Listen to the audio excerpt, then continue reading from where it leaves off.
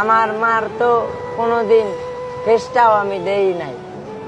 যখন আমি সিজারে জন্মগ্রহণ করি তখন আমার মা খালিদপুর ক্লিনিকে বসে মারা যায়। তা আমি এতিম, আমি আল্লাহ দ্বারে কমু।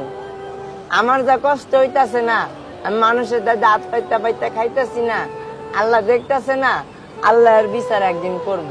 এই রাষ্ট্রে কি কম মানুষ আছে?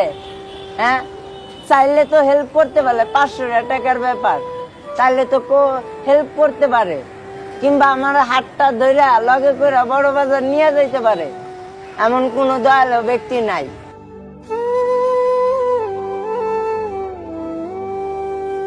ভাইয়া, জি ভাই বলেন। নাম কি তোমার? মোহাম্মদ ইমন ভাই। ভাই এখানে কি করো? ভাই বোতল কুড়াইতেছি। এর ভিতর কি দেখি? বোতল ভাই। এর ভিতর বোতল? জি ভাই। তোমার বাড়ি কোথায়? ভাই আমার জন্মস্থান হলো খালিশপুর আলমনগর, মুন্না খালিশপুর? মাদার মিল